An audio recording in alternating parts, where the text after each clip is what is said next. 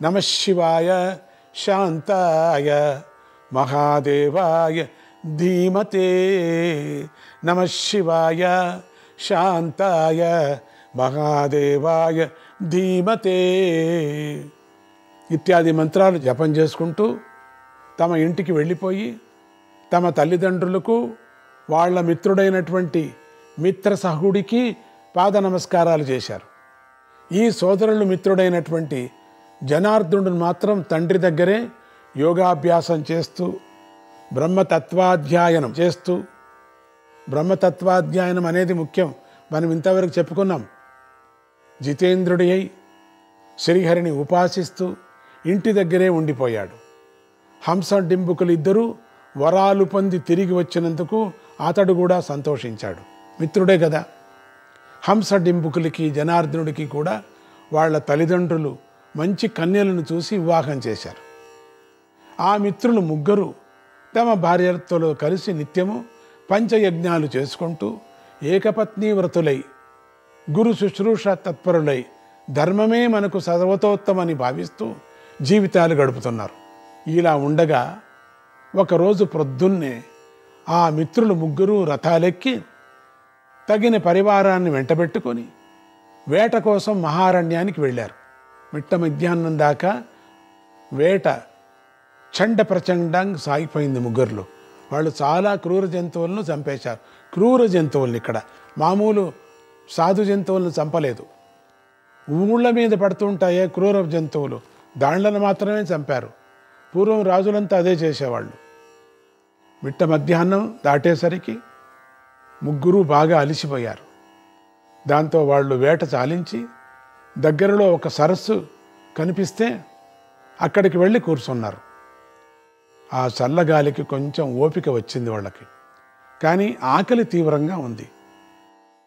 ఆహార పదార్థాలు ఏమీ లేవు, వాళ్ళు తీసుకోలేదు. అందువల్ల వాళ్ళు ఆ సరస్సులోకి దిగి దాంట్లో స్నానాలు చేసి దాంట్లోనే ఉన్న పద్మాలను, తామరాకు చిగుళ్ళను, లేత తామర తూళ్లను గబగబా తినేశారు. దాంతో వాళ్ళు మరింత తేటపడి ఆ సరస్సు ఒడ్డు మీద సుఖంగా విశ్రమించారు. ఇంతలో ఆ దగ్గరలో ఎక్కడి నుంచో వేద మంత్రాలు వినిపించసాగాయి. వీళ్ళు వేదం చదువుకున్న వాళ్ళు గనుక ఆ మంత్రాలు ఏమిటా అని జాగ్రత్తగా విన్నారు. అవి యజ్ఞంలో మిట్ట మధ్యాహ్న సమయంలో చేసే మాధ్యందిన సవనము అనబడేటువంటి ప్రత్యేక హోమాలకు సంబంధించిన మంత్రాలు. ఆ మంత్రాలు ఎంతో శ్రావ్యంగా సుస్వరంగా వినిపిస్తున్నాయి. దానిని బట్టి దగ్గరలో ఏదో మహర్షి ఆశ్రమం ఉందని, ఆ ఆశ్రమంలో ఏదో యజ్ఞం జరుగుతుందని వాళ్ళకి అర్థమైంది. వాళ్ళకి ఆ ఆశ్రమానికి వెళ్ళి ఆ యాగాన్ని చూడాలని కోరిక పుట్టింది. వెంటనే వాళ్ళు తమ వేట పరివారాన్ని, సైనికులకు వేట కుక్కలను అక్కడే ఉంచేసి ధనస్సులు, కొద్దిపాటి బాణాలు మాత్రం దగ్గర పెట్టుకొని కాలినడక మీద ఆ ఆశ్రమం వైపు నడిచారు. వీళ్ళు చూడగా అది కశ్యప మహర్షి ఆశ్రమం.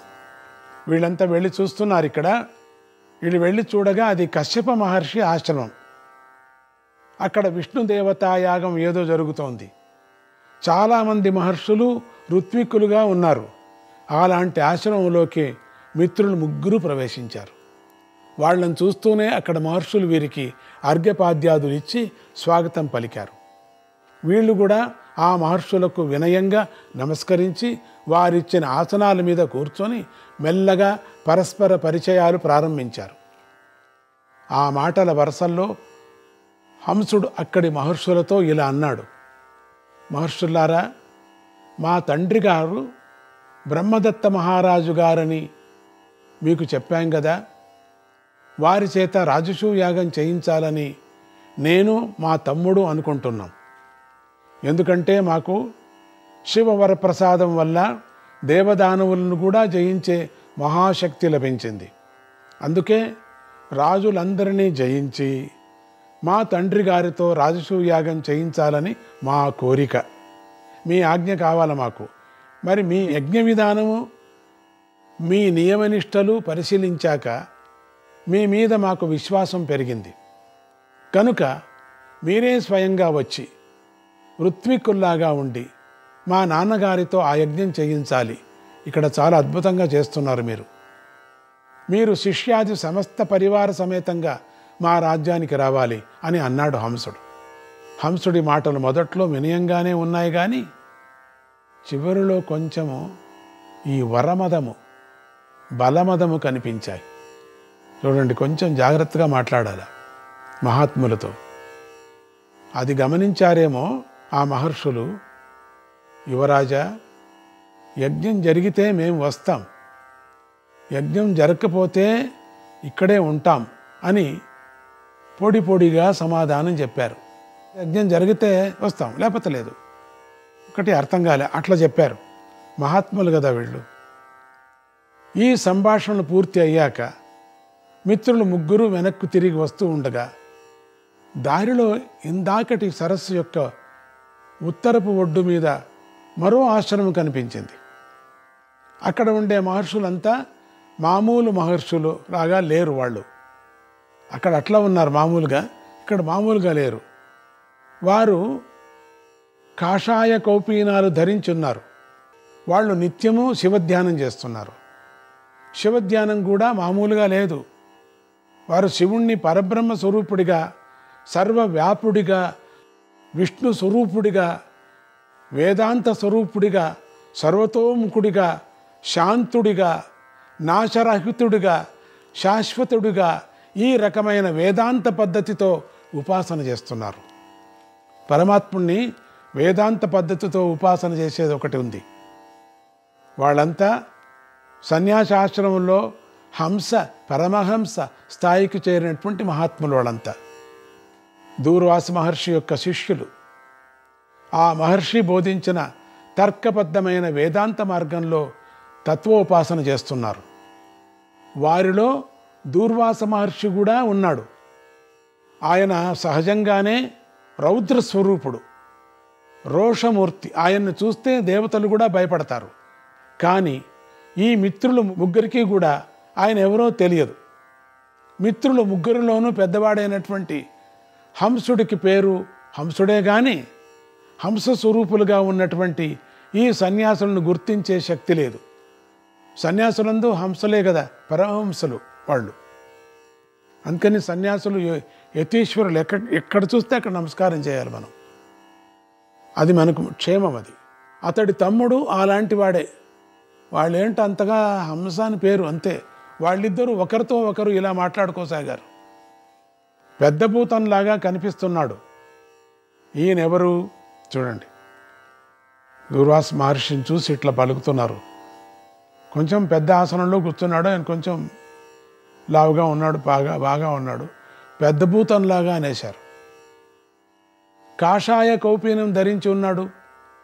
అంతేగాని సన్యాసాశ్రమ చిహ్నులైనటువంటి దండకమండలాదులు ఏవి ఇతడి దగ్గర లేవు కదా. ఇంతకు ఇక్కడ ఉన్న వాళ్ళది ఏ ఆశ్రమం? 4 ఆశ్రమంలోని ఏ ఆశ్రమ చిహ్నలు వీళ్ళ దగ్గర లేవు కదా. అసలైన గృహస్థాశ్రమాన్ని మించిన ఆశ్రమం ఇంకోటి ఏముంది? గృహస్థాశ్రమం అంటే మిగిలిన ఆశ్రమాల అన్నిటికీ తల్లి వంటిది. తక్కిన 3 ఆశ్రమాలను పోషించేది అదే. పరిపూర్ణ ధర్మము గృహస్థాశ్రమంలోనే ఉంది. వీళ్ళందరూ అటువంటి గృహస్థాశ్రమాన్ని వదిలిపెట్టి ఎటూ గాని ఈ వేషంలో వేళ్లాడుతున్నారేమిటి? వీళ్ళ నాయకుడిని చూస్తే ఇతడు ఒక ఉన్మత్తుడిలాగా ఉన్నాడు, వికృత రూపంగా ఉన్నాడు, ఎప్పుడూ ఏదో ధ్యానం చేస్తున్నట్టు కనిపిస్తున్నాడు. ఇతడే మూర్ఖుడా, మోసగాడా? ఇతడి అనుయాయులు కూడా అలాగే ఉన్నారే, శిష్యులు కూడా. 4 ఆశ్రమాలను మించి మరో కొత్త ఆశ్రమాన్ని కల్పిస్తున్నట్లుగా కనిపిస్తున్నారు. ఇది మంచి మార్గం కాదు. వీరందరూ మూర్ఖులు, దుష్టబుద్ధులు. అక్కడ చూసి వాళ్ళకి అట్లా తిక్కబట్టిపై ఇష్టం వచ్చినట్టు మాట్లాడుకున్నారు. మనం రాజులం, మన ఇద్దరం రాజులం. ఇలాంటి అధర్మాన్ని చూసి ఊరుకోకూడదు. మనం వీళ్ళని మంచి మార్గంలో పెడితే గాని మనం ఇంటికి వెళ్ళకూడదు. బలవంతంగా అయినా సరే వీళ్ళని గృహస్థ మార్గంలోకి తెచ్చేయాల్సిందే అని భావించారు. ఇదేమిటి చెడ్డ బుద్ధి పుట్టింది వీళ్లకు? వాళ్ళ స్థితిలో వాళ్ళు ఉన్నారు, ఆనంద స్థితిలో వాళ్ళు ఉన్నారు. వాళ్ళు సన్యాసులు నిజమే, సర్వసంగ పరిత్యాగులు, మహానుభావులు. ఇలా ఆలోచించుకున్నటువంటి సోదరులిద్దరూ అక్కడ ఉన్నటువంటి యతులకు నాయకుడైనటువంటి ఆ ముసలి మహర్షి దగ్గరకు విసవిసా వెళ్ళి ఇలా మాట్లాడసాగారు. ఓయి బ్రాహ్మణ, నువ్వు ఏ ఆశ్రమంలో ఉన్నావు? ఏ లక్షణాలు సరిగా లేవు నీ దగ్గర. ఏది ఏమైనా నువ్వు గృహస్థాశ్రమంలో మాత్రం లేవు. ఉత్తమోత్తమైన గృహస్థాశ్రమాన్ని విడిచిపెట్టి నువ్వు ఏం సాధించావు? ఏదో సాధించిన వాడిలాగా నటిస్తూ దంబాచారాన్ని ప్రకటిస్తూ నువ్వు చెడిపోయింది చాలక నువ్వు చుట్టూతా ఉన్న వాళ్ళకు కూడా చెడగొడుతున్నావు. నీదంతా వట్టి నటనే అని నాకు సందేహంగా ఉంది. మూర్ఖ, నీ వల్ల ఆశ్రమ వ్యవస్థ రూపమైనటువంటి ధర్మం చెడిపోతుంది. ధర్మం చెడిపోతే లోకం మొత్తం నాశనం అవుతుంది. లోకం నాశనం అయిపోతే కానీ నువ్వు తృప్తి పడవా? నీకు ఈ నటన నేర్పిన వారెవరు? మీ మీద ఎవరు శాసకులు లేరా? రాజులు మేమున్నాం కదా. ధర్మం ఏమిటో నేను చెప్తాను, విను. నువ్వు తక్షణమే ఈ దొంగ సన్యాసాశ్రమం వదిలేసి గృహస్థాశ్రమంలోకి రా. ఆ ఆశ్రమంలో నియమాల్ని జాగ్రత్తగా పాటిస్తూ ఇంద్రియ నిగ్రహం కలిగి ఉండి ప్రతినిత్యము పంచయజ్ఞాలు చెయ్యి. ఇలా చేస్తే స్వర్గప్రాప్తి ఖాయమవుతుంది. కనుక ఓ మూర్ఖ శిఖామణి, నీకు బ్రతకాలని ఆశ ఉంటే మేము చెప్పినట్లు చెయ్యి అన్నారు. ఈ మాటలు విన్న జనార్దన బ్రాహ్మణుడు కంగారు పడి ముందుగా దూర్వాస మహర్షికి వినయంగా నమస్కరించి తన మిత్రులతో ఆదుర్దగా ఇలా అన్నాడు. ముందు నమస్కారం చేశాడు. మిత్రులతో చెప్తున్నాడు, రాజపుత్రులారా, మీ తెలివి దెబ్బతింటున్నట్టుగా ఉంది. పిల్లా పాపలతో సుఖంగా ఉండాలనే రాజులు మహర్షులతో ఇలా మాట్లాడవచ్చునా? ఈ మహర్షిని చూస్తే ఇతడు తేజస్సు ఏమిటో మీకు అర్థం కావటం లేదా? ఇతడు మీ పట్ల యముడు కాగలడు. మీరు బ్రాహ్మణ శాపానికి కాలు దువ్వబోకండి. వీళ్ళది ఏ ఆశ్రమం అని మీరు నిగ్గదీస్తున్నారు కదా. కొంచెం కళ్ళు లోపలికి త్రిప్పి పరిశీలించి చూడండి. పరిశుద్ధులైన యతీశ్వరులు వీళ్ళు. జ్ఞాన మార్గంలో నడుస్తున్నారు. జ్ఞానాగ్నితో తమ కర్మలను పూర్తిగా దహించి వేసుకుంటున్నారు. తమ ప్రాణాలను ప్రాణాగ్నిలోనే హోమం చేస్తున్నారు. వీళ్ళు అన్ని యజ్ఞాలు చేస్తున్నారు. పంచయజ్ఞాలు ఏమిటి, మొత్తం అన్ని యజ్ఞాలు చేస్తున్నారు. వాళ్ళంతా ధర్మసూక్ష్మమైనటువంటి విచారాన్ని విచారిస్తూ కూర్చున్నారు. ఈ నియమాన్ని అర్థం చేసుకోలేక మీరు దూకుడుగా మాట్లాడుతున్నారు. దీంతో మీ జీవితం అంతం అయిపోతుందేమోనే నాకు భయంగా ఉంది. మిత్రులారా, ఇక రాజపుత్రులారా, మీరు 4 ఆశ్రమాల్లోనూ గృహస్థాశ్రమమే గొప్పదని చెబుతున్నారు. అది పెద్దలు అంగీకరించే మాట కాదది. వాటిలో చివరిదైన సన్యాసాశ్రమమే సర్వశ్రేష్టము. మీరు వినయంతో విప్రులను సేవించలేదు, తపస్సులులైన మహర్షులను సేవించలేదు. అలా చేసి ఉంటే ఇలాంటి మాటలు ఎలా పలుకుతారు మీరు? నేను ఏం చెయ్యాలో నాకు అర్థం కావటం లేదు. మన ముగ్గురం మిత్రులుగా కలిసి వచ్చాం, కానీ నేను మీ ద్వారా ఇట్లాంటి ఘోరమైన మాటలు వినవలసి వస్తుంది కదా. ఎందుకు వచ్చింది నాకు? నేను ఇప్పుడు ఏం చెయ్యాలి? మిమ్మల్ని వదిలిపెట్టి వెళ్ళిపోవాలా? లేక నేను ఆత్మహత్య చేసుకోవాలా? మిమ్మల్ని బలవంతగా ఆపాలా? దయతో ఇలాంటి పాడు మాటలు ఆపండి. నా మాట వినండి. బాల్యమిత్రులం కదా, ఒకే రోజు పుట్టిన వాళ్ళం కదా, ఒకే చోట ఉండిన వాళ్ళం కదా. ఇలా అంటూ ఆ జనార్దనుడు బళ్ళున ఏడ్చేశాడు. మిత్రుల్ని వదిలేసి వెళ్ళలేకపోతున్నాడు. ఆయన ఎవరని ఈయనకు తెలుసు. ఏమైపోతారో వీళ్ళిద్దరూ, అది కూడా భయపడ్డాడు. నేను ఆత్మహత్య చేసుకోవాలనా లేక వెళ్ళిపోవాలనా? మిత్రుడైన జనార్దనుడు ఇలా మాట్లాడుతున్నా విలపిస్తున్నా కూడా ఏడుస్తున్నాడు. హంస డింపుకులకు పద్ధతి మారలేదు వాళ్ళకు మాత్రం. అది గమనించిన దూర్వాసుడు మహోగ్రుడై ఆ రాజపుత్రులను దహించేస్తున్నట్లుగా చూస్తూ ఇలా అన్నాడు, ఓ ఈ రాజపుత్రులారా, మీరు తక్షణమే ఇక్కడి నుంచి వెళ్ళిపోండి. ఆయనకు దయ ఉంది కాబట్టి ఆ మాట అన్నాడు, లేకపోతే అప్పుడే నరికిపారేశాడు. వెళ్ళిపోండి, నేను కోపాన్ని ఎక్కువసేపు ఆపుకోలేనని తెలుసుకోండి. నేను కోపిస్తే రాజులందరినీ ఒకేసారి భస్మం చేయగలనని తెలుసుకోండి. ఎంత సాహసం! నా ముందు ఎవడైనా ఇలా మాట్లాడగలడా? నాకెప్పుడూ ఇట్లా జరగలేదు. శంఖచక్ర గదాధారి అయిన శ్రీహరి ప్రస్తుతం ఈ భూమి మీదే ఉన్నాడు. ఆయన త్వరలోనే మీ గర్వాన్ని నశింపజేస్తాడు. ఇంతకంటే నేనేమీ చెప్పను. ఇలా అంటూనే దూర్వాస మహర్షి అక్కడి నుంచి వెళ్ళిపోవాలని బయలుదేరాడు. ఎక్కువసేపు ఉండకూడదు ఇక్కడ, నేను ఉంటే నా పని ఆయన పని నేనెందుకు చేస్తా అని వెళ్ళిపోతున్నాడు. వెంటనే యువరాజైన హంసుడు దూర్వాస మహర్షి చెయ్యి పట్టుకొని గుంజి ఆయన ధరించిన కౌపీనాన్ని చించేశాడు. అంతకన్నా ఇంకేముందండి కోపం? ఇది చూసిన జనార్దనుడు బెంబేలు పడిపోయాడు. అయ్యో, ఎంత పని చేశావు, కౌపీనాన్ని చింపేశావే! బెంబేలు పడిపోయాడు, భయపడిపాడు. హంసుడికి అడ్డపడి అతన్ని వెనక్కి లాగాలని చూశాడు, కానీ హంసుడు యముడిలాగానే ప్రవర్తించసాగాడు. దీనితో పక్కనున్నటువంటి వృద్ధయతులు అంతా మిగతా వాళ్ళంతా ఉన్నారు కదా, అందరూ వృద్ధయతులే తలో పక్కకి పారిపోయారు. ఇంకేం జరిగిపోతుందో ఇక్కడ తెలీదు. గురువుగారి కోపీనాన్ని పీకేశాడు వీడు. ఇంకా ఊరికే ఉంటాడా దూర్వాసుడు? అయిపోయింది పని.